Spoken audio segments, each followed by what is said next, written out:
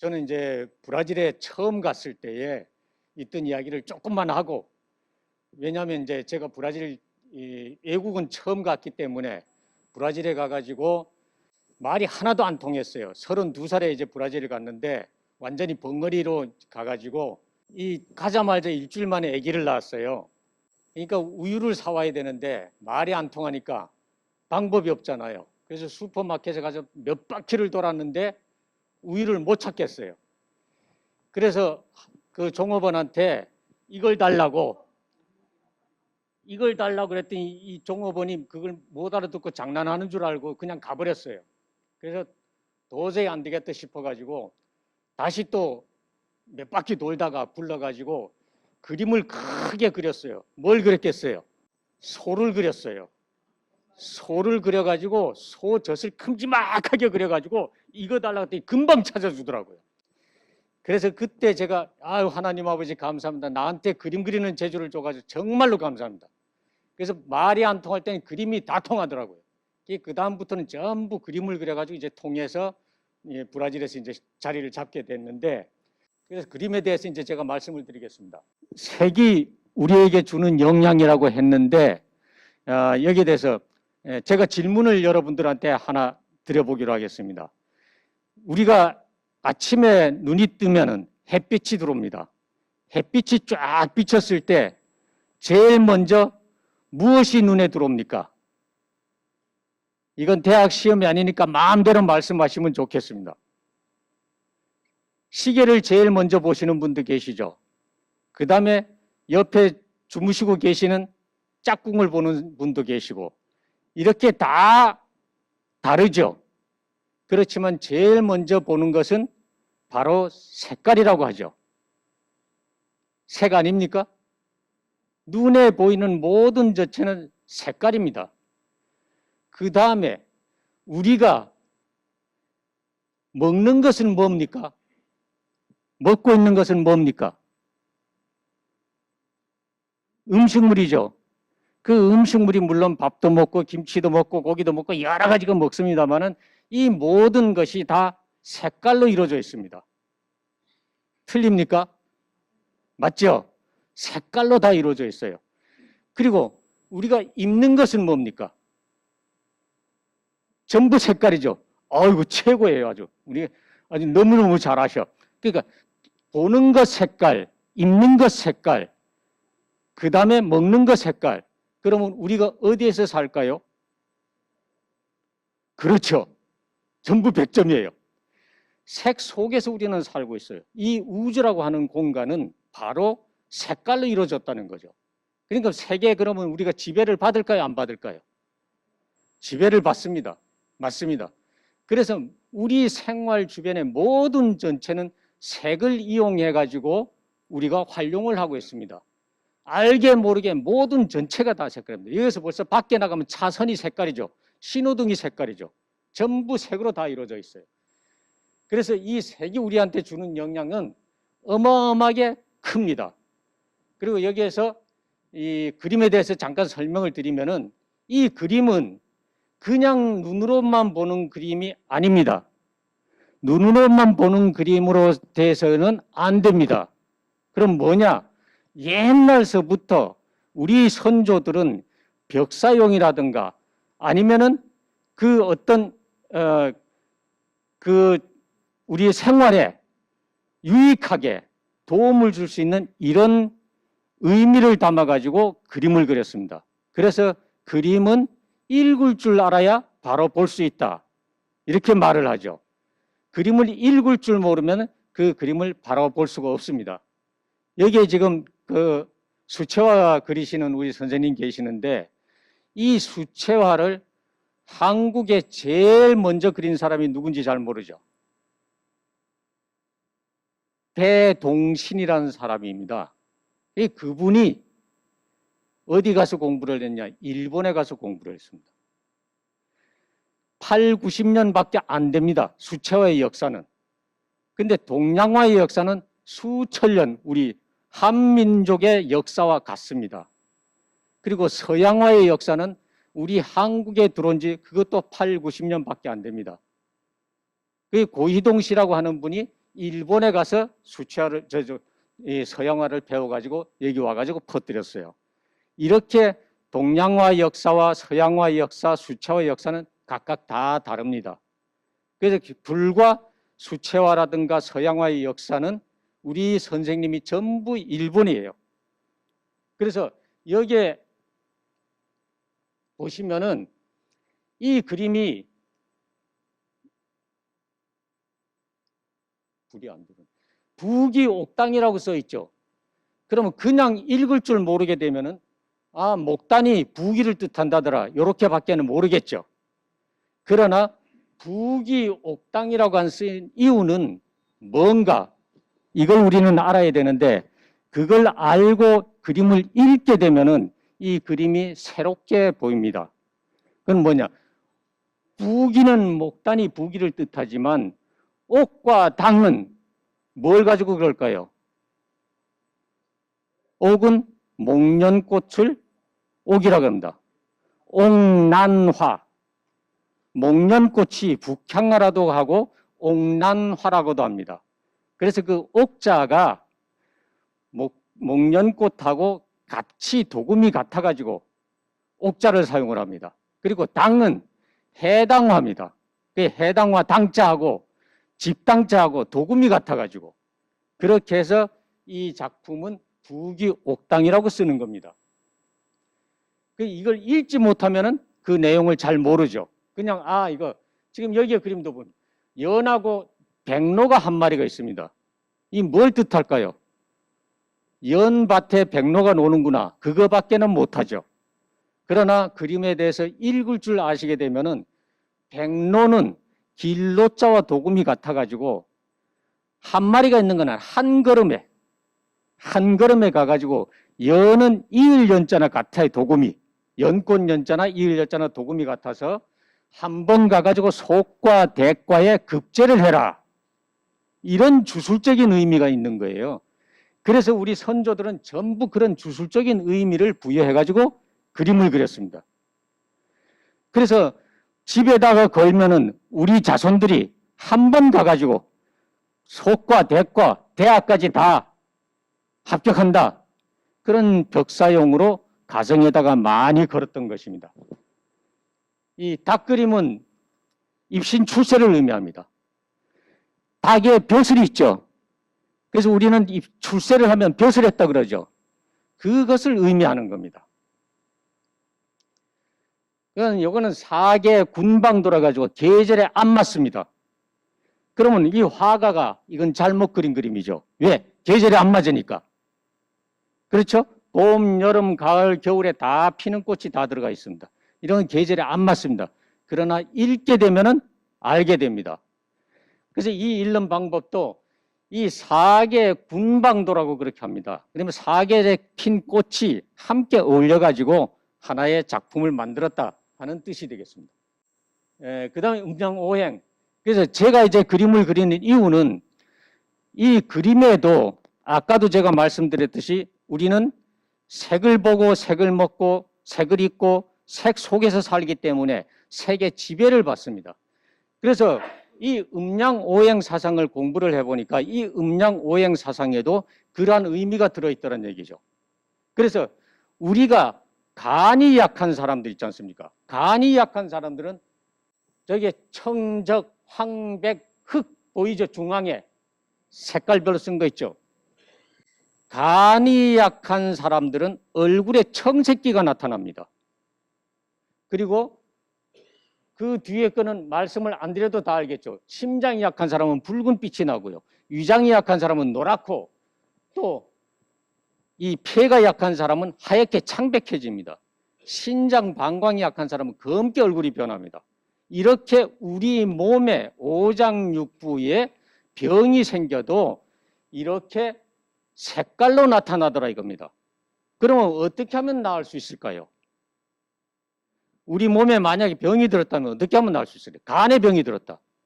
그러면 먼저 하나님이 참 교묘하게도 눈, 코, 입, 귀를 만들어 놨어요.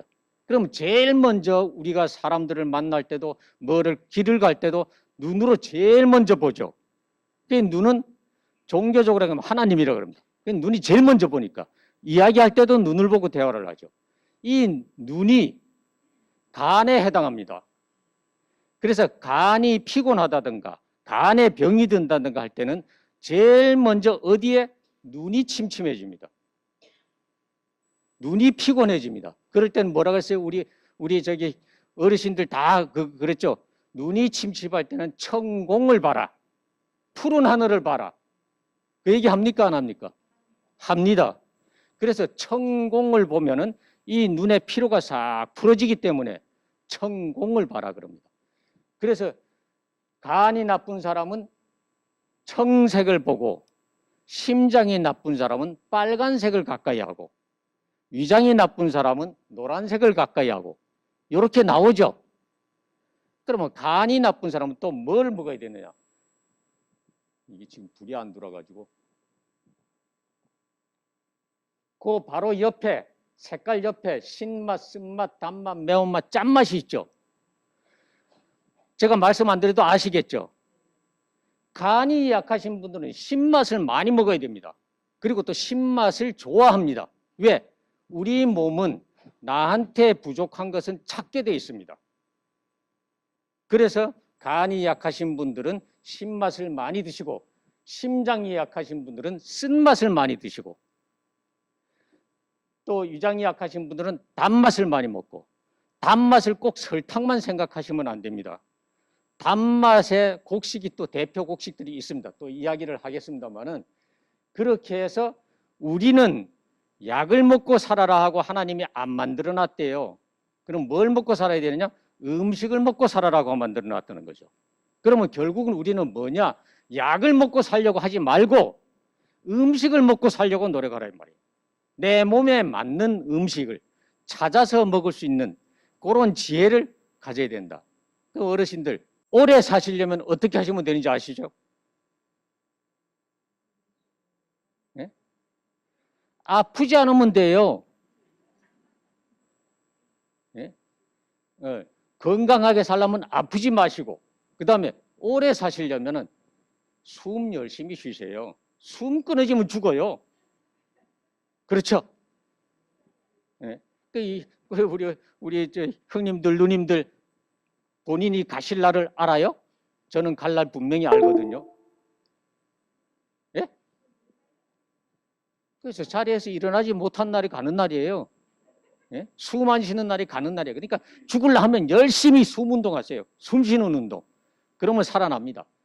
그래서 이와 같이 이제 위장이 나쁜 사람은 단맛의 대표 곡식이 뭔지 아시나요? 신맛의 대표 곡식이 뭔지 아시나요? 신장 방광에 좋은 곡식이 뭔지 아시나요? 이걸 잘 몰라요. 그죠? 우리는. 그냥 되는 대로 맛있으면 다 먹어주는 거예요. 이것은 조금 좀 저는 잘못됐다고 생각을 하는 사람이에요. 왜? 제가 40대에 브라질에서 죽다가 살아났어요. 병원에서 2달 동안 입원해가지고 있는데 병명을 못 찾았어요.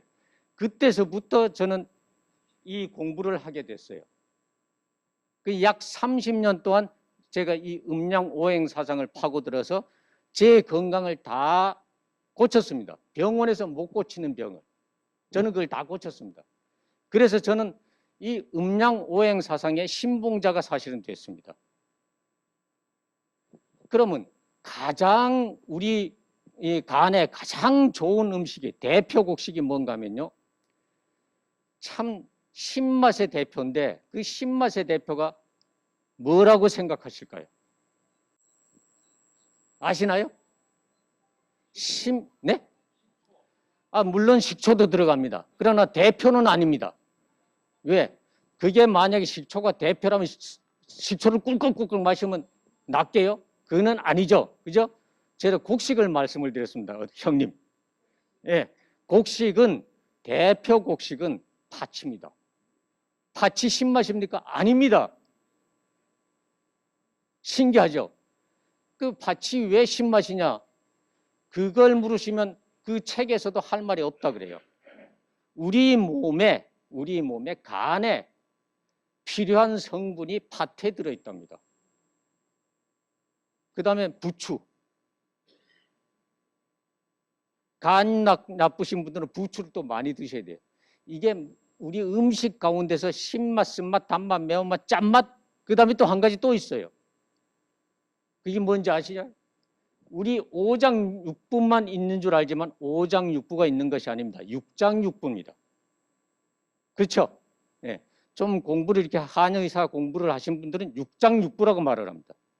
오부, 오장육부가 틀리는 말입니다. 거기에 뭐가 있느냐? 심포삼초 기능이라는 게 있습니다.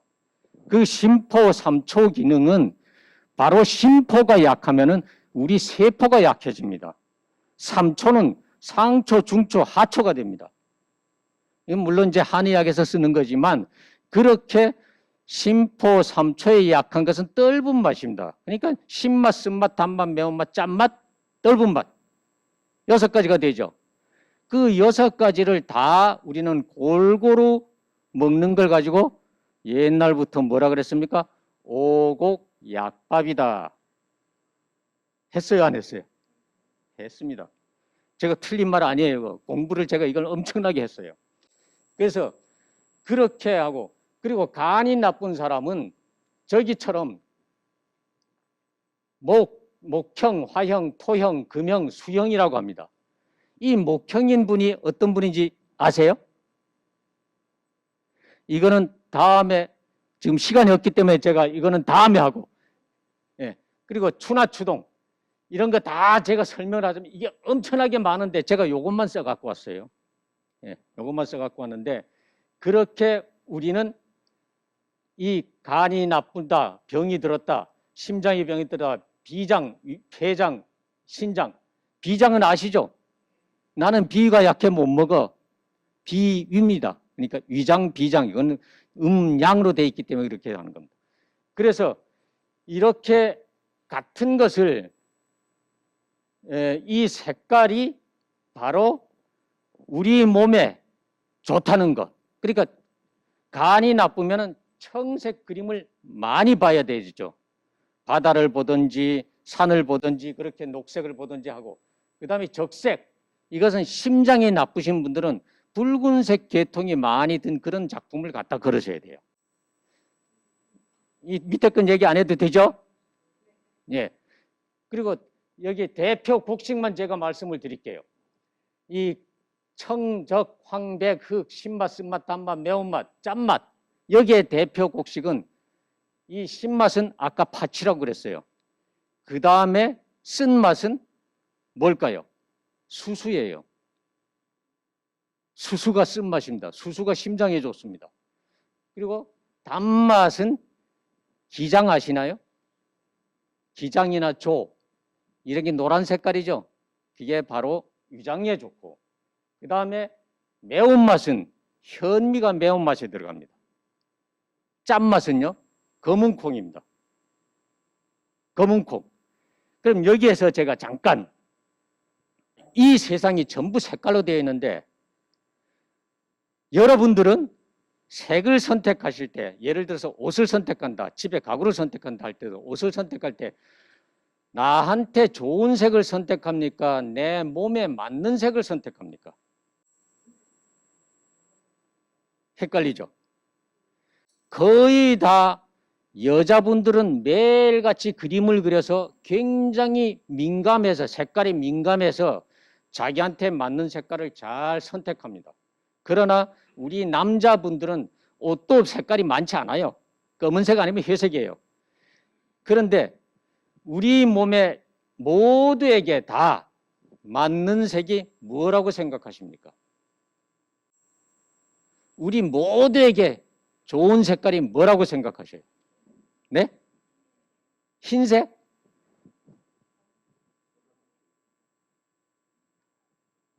검은색?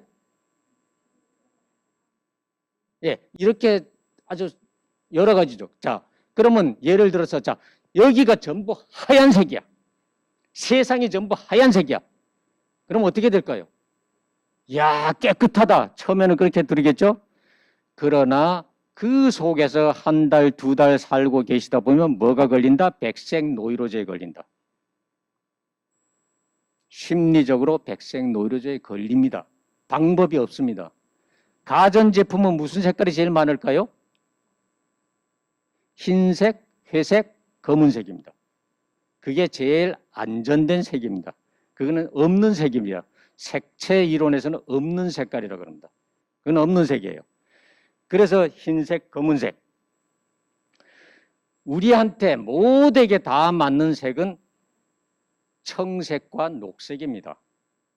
왜 청색, 녹색이 우리 모두에게 다 좋은가 하면은 이 우주 만물 전체가 다 청색과 녹색으로 됐습니다. 아무것도 없을 때, 물을 한 컵 떴을 때 무슨 색입니까? 무색입니다. 그러나 바닷물이 많이 있을 때는 바닷물이 무슨 색입니까? 청색이죠. 하늘에 구름 한 점 없을 때 무슨 색깔입니까? 청색이죠. 그렇게 청색은 많이 있을 때도 청색이 되고 아무것도 없을 때도 청색이 됩니다. 그래서 그 청색은 우리 모두에게 뭐를 공급하느냐?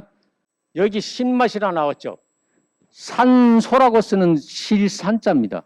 산소를 공급해 줍니다. 그래서 보기만 해도 우리 몸에 산소가 공급이 된다.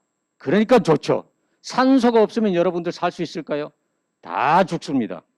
그러나 이 산소가 그만큼 중요하기 때문에 우리가 간의 병이 들면 거의 다 죽어요. 그렇죠? 그래서 간이 피곤해, 눈이 피곤하다 그러면 청색을 봐라 이거예요. 청색을 보고 신맛을 먹고 어디로 가느냐? 따뜻한 동쪽으로 가라. 이렇게 옛날 우리 어르신들이 이렇게 다 가르쳐 줬어요. 그리고 요것만 하고 제가 시간이 없어 끝낼게요. 여기에 보면은 요게 노할노자입니다. 화내는 거. 간이 병이 든 사람들은 화를 잘 내요. 욕을 잘해요. 남하고 싸우기를 잘해요. 이런 사람들은 간이 지금 병이 안 들었다 하더라도 조심하셔야 됩니다. 그럼 어떻게 해야 되겠어요? 싸우지 말아야죠. 욕하지 말아야죠. 서로 사랑하면서 살아야죠. 그래서 바로 옆에 어지린자가 들어갔습니다. 어지린자. 인자하게 살자. 예? 그래서 착하게 살잔 말입니다. 그 다음에 이 심장에 병이 있는 사람들은 남을 잘 헐뜯고 비웃고 시기하고 질투하고 이거 좋은 걸까요? 병입니다. 이거는 심장이 나쁘신 분들이에요. 그 다음에 위장이 나쁘신 분들은 공상망상을 많이 합니다. 공상망상, 아무것도 없는데 공상망상 하시는 분들. 이거 잘 해야 됩니다. 그래서 공상망상을 많이 하게 되면 우울증도 오고 여러 가지 합병증이 오게 됩니다. 그러니까 그런 것을 잘 선택을 하셔야 됩니다. 그 다음엔 폐가 약해지면은 자기도 모르게 눈물이 많이 흘러요. 왜 그런지 눈물이 많이 흘러요. 괜히 슬퍼. 이상하게도 슬퍼져. 모든 삶이 슬퍼져. 괴로워져. 살기 싫어져. 이런 게 왔을 때는 내 폐가 약해졌구나. 그럴 때는 빨리 무슨 맛을 먹어? 매운맛을 먹어줘라. 꼭 매운맛이 현미만은 아니죠. 그렇죠? 그 다음에 이 신장 방광이 약해졌을 때는 고소공포증이라든가 호들갑스럽게 놀래기를 잘한다든가 무서움을 많이 탄다든가 추위를 많이 탄다든가 귀가 잘 안 들린다든가 이거 전부 신장 방광 기능에서 오는 겁니다. 그러면 신장 방광 기능이 약해지면 여기에 있지 않습니까? 자, 간이 약해지면 눈에서 오고 그 다음에 심장이 약해지면 혓바닥이 벌겋게 열이 난다든가 하고 그 다음에는 이 위장이 약해지면 입술 순자입니다. 입술이 부르트거나 입술에 병이 자주 나죠. 그 다음 폐는 코비자 알죠? 코에 뭐 축농증이 생긴다든가 뭐 이상하게 알러지가 생긴다든가 모든 그 기능이 코에 다 오는 것은 폐 기능이 약하다는 뜻입니다. 그럼 빨리 뭐 생강차를 마시든지 파를 끓여서 먹든지 하여튼 이렇게 해서 매운맛을 먹어줘서 그걸 고쳐라. 그리고 신장 방광이 약하신 분들은 귀가 잘 안 들리기 시작한다든가 귀에서 소리가 난다든가 그 방광 기능이 약한 거예요. 신장 방광 기능이 약한 거예요. 그럴 때는 죽염이라든가 짠맛 나는 거, 검은콩 많이 드셔야 됩니다. 이렇게 이제 연세가 높아지면 저도 마찬가지지만 연세가 높아지면 높아질수록 신장 방광 기능이 거의 다 약해집니다. 그리고 폐 대장 기능이 또 약해집니다. 그래서 우리는 거기에 해당하는 내가 지금 어떤 이상이 왔는가, 어떤 증상이 왔는가에 따라서 그렇게 색깔을 보고 음식을 그렇게 찾아 먹고 또 생각을 바꿔야 됩니다. 자, 인예신의지 이거 설명 안 해도 다 아시겠죠? 이렇게 해야 된다. 그래서 이 복잡한데 이걸 제가 다 설명하면 이건 하루 종일 가는데 그래서 이와 똑같습니다. 여기에 보면 전부 다 이렇게 돼 있는데 잘 보이세요? 안 보이죠? 멀어서. 간, 심, 비, 폐, 신입니다. 그 다음에 여기 상화 기능이라고 한 게 제가 아까 말씀드린 심포 3초 기능을 상화 기능이라고 합니다. 이 심포 3초 기능에서 병이 들면은 현대의학에서는 못 찾아냅니다. 그는 3초라고 하는 기능은 뭔가 하면 우리의 근력을 말합니다. 힘, 기력. 우리는 기력이 약하다 그러잖아요. 그 기력이 약한 것이 바로 심포 3초 기능이 약해졌다는 뜻이에요. 그런 것을 우리는 조심을 해야 됩니다. 그래서 여기에 보면 지금 봄, 신맛, 팥, 예, 다 있죠. 수수, 기장, 현미. 이 내용을 신맛은 어떤 거고 짠맛은 어떤 거고 매운맛은 어떤 거고 이걸 전부 더 아시고 싶으면은 개별적으로 요 가까우니까 부엉이 화랑에 오시면은 예, 제가 여러 가지를 다 어떤 게 신맛이고 어떤 게 짠맛이고 어떤 게 매운맛이고 다 제가 적어서 드릴게요. 부엉이에 대해서 잠깐만 말씀을 드리겠습니다.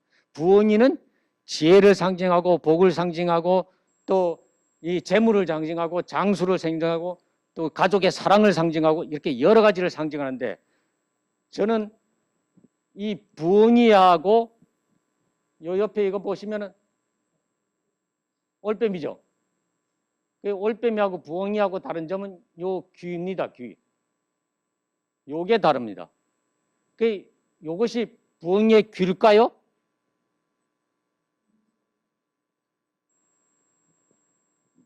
부엉이의 귀가 어디에 있을까요? 요것만 마치고 말씀드리고 끝냅시다. 시간이 너무 없어서 제가 딱 12시까지 끝내라 그랬어요. 예, 그래서 지금 5분 전이니까 이 부엉이 귀는 요 눈인대로 이렇게 돌아가면서 있죠. 이렇게 요 돌아간 거. 요것이 부엉이 귀가 되겠습니다. 부엉이 눈이 돌아갈까요? 눈동자가 돌아갈까요? 안 돌아갈까요? 묻는 거 보니까 안 돌아가는 거다. 그죠? 안 돌아갑니다. 안 돌아가서 그러면 이 부엉이가 옆이나 뒤를 볼 때는 어떻게 하느냐? 고개를 돌립니다. 고개가 180도 그냥 뺑그락 돕니다. 신기하죠? 그래서 지혜라 그런다. 그래서 이 귀에서 소리가 어디서 나는지를 각도를 정확하게 맞춥니다. 정확하게 맞춰가지고 그 목표물을 정확하게 갑니다. 그래서 제가 서울에서 초대전 받아서 전시할 때에 부엉이 부대장이 왔어요. 왜 부대 이름을 부엉이 부대로 지었느냐 했더니까 부엉이 부대는 백발백중이랍니다. 그래서 부엉이 부대라고 지었대요. 그래서 이 부엉이에 대해서도 그림을 그리게 된 동기도 이제 나중에 화랑에 오시면 개별적으로 들으시고 싶으시면은 제가 말씀을 드리겠습니다. 이 부엉이 그림만 전 30년 넘게 그린 사람입니다. 여기가 지금 부엉이 단지가 다 돼버렸는데 여기에서 특징 하나는 뭔가 하면은 이 보면은 새들이 이렇게 있어요. 이 새는 이제 우리 어르신들한테 비교를 하라고 제가 이렇게 올렸습니다. 이 새는 파랑새죠. 까치죠. 요거는 깨꼬리죠. 참새죠. 여기에서 다른 점이 뭘까요?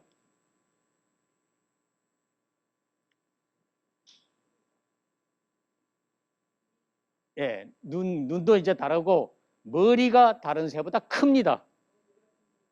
그게 왜 클까 하면 귀가 이렇게 있기 때문에 큽니다. 그리고 그림을 그리다가 제가 깨달은 건데 이 부엉이 그림은 예를 들어서 이 꾀꼬리는 노란색을 칠해야 꾀꼬리가 됩니다. 그죠? 요 파란색을 칠하면 뭐가 될까요? 파란색이 되죠. 까치도 요게 하얀색, 파란색, 까만색을 넣어서 까치가 되는 거죠. 까만색 칠하면 까마귀가 되죠. 이렇게 변합니다. 근데 부엉이는 어떤 색을 칠해도 부엉이가 됩니다. 그렇죠? 어떤 색을 칠해도. 자, 알록달록해도 부엉이로 보이죠. 그 희한한 겁니다. 그래서 부엉이는 어떤 색을 칠해도 부엉이고 부엉이의 특징은 귀가 여기 있다는 거, 얼굴이라는 거. 그리고 다른 새에 비해서 얼굴이 크다는 거. 그리고 이 부엉이는 어디 갔다가 집에 들어올 때는 꼭 먹이를 물고 집에다가 쌓아놓는 습성이 있습니다. 그래서 부엉이를 가지고 재물을 쌓아준다. 이런 의미가 또 있어요. 그래서 부엉이가 전 세계 지금 대세입니다. 한국에도 제가 8년 전에 와서 부엉이 전시를 했는데 그때 신문에 8군데 났어요. 그 뒤로부터 전국에 부엉이 그냥. 절에 가도 부엉이를 팔아요. 이렇게 이제 부엉이가 한국의 대세가 됐는데 어떤 사람은 여기다 부엉이를 세웠더니 저 서랑면에 사는 사람이 통일교 상징이 부엉이냐고 그래요. 그 부엉이 절대 면사무소에 이제 제가 그림을 가서 벽화를 그렸는데 그 왜 통일교의 상징을 거기다 그려놨냐 이런 사람도 있었어요. 그래서 이렇게 지금 제가 이렇게 보여드리는 작품은 제 작품인데 다 일본에서 완매된 겁니다. 이게 없습니다. 사시고 싶어도 못 사십니다. 그래서 시간이 딱 12시 지금 됐습니다. 그래서 질문이라든가 뭐 이제 더 아시고 싶으면은 여기 가까운 곳에 있으니까 오셔서 차도 한잔 나누시고 그러시기 바랍니다. 건강하십시오.